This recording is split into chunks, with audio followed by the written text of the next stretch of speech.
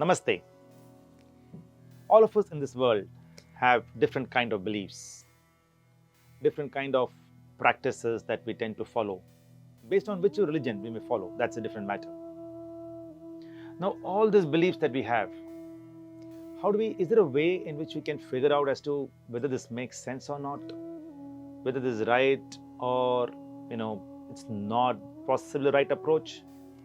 So let me present to you a 4-parameter framework based on which you can look at every belief and see whether it sounds very convincing to you or there is some kind of a question mark. So 4-step framework. Prepared for it? So first one is that whatever is a belief, it has to be universally applicable. What does this mean?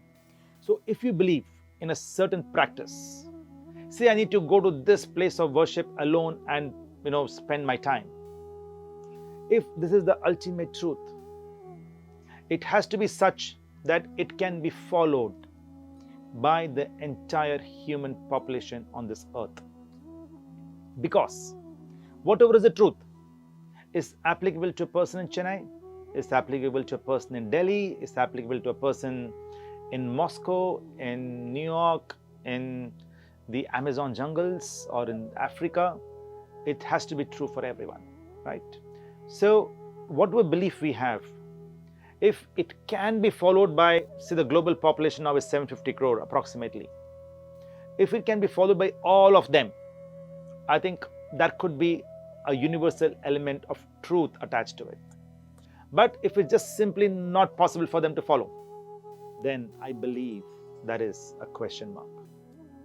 If all 750 crore people are to visit any one particular geographical location, do you think it's possible? I doubt it.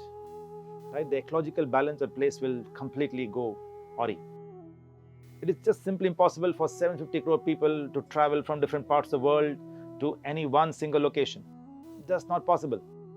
So there could be a question mark to this particular belief if you have.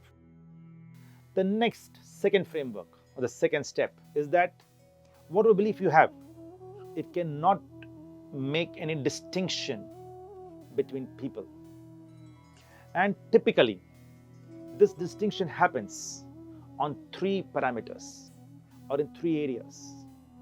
The first is wealth, second is gender, and the third is the caste or race that you belong to. So when I say gender, wealth-based distinction, what do I mean? So many times we do see that just because you have more wealth, you can access a place of worship or anything else much quicker, in a much simpler fashion than the one who possibly is poor. Take a step back and think about it. A parent is there, has 2 kids. One is doing extremely well and one is not doing that well. Whom will this parent spend more time on? He or she obviously loves both the kids. There's no doubt about that. But if at all, has to spend a little bit extra time, it will spend with the one who is a little weaker. Isn't it? Same applies to supreme force as well. So if at all, there has to be some distinction based on wealth. It has to be the one who is poorer. But what do we see in this world? Distinction happens based on one who is richer. And to my mind, that's a question mark. Distinction based on gender. We do keep seeing the society. Once again, that is a question mark. Distinction based on caste, race. Once again, that is a question mark. Because for the supreme force, we all should be equal. So this is the second parameter, as I mentioned. The first one was universal applicability. Second one was simple equality. The third parameter is that whatever is your belief, it should be simple to follow without much of wastage, etc.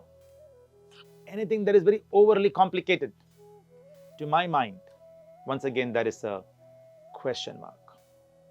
Accessing the supreme force should be the way we access our parents. Irrespective of which time zone you're in the world, if you want to call your mom, you just pick up the phone and call. And a mom is more than happy to receive your call at any point of the day. So, accessing your parents is fairly simple. Accessing the Supreme Force also should be very simple. So, anything that is complicated, a lot of wastage, there is a question mark. The fourth parameter is that there should not be any conflict of interest. So, what does that mean in this context? So, if any religious belief that you have, if it leads to any particular person or organization benefit materially in a very significant way, there is once again a question mark. Because as I mentioned, there shouldn't be any distinction based on wealth. So if the particular belief, as I mentioned, benefits any particular individual or organization in a disproportionate way, you need to pay a lot for it. There is once again a question mark. So these four aspects, if you think about it, we can call it the 4-step litmus test to see whether the belief that you have, whether that's really the universal truth or there's something you need to think more about it. Thank you. Namaste.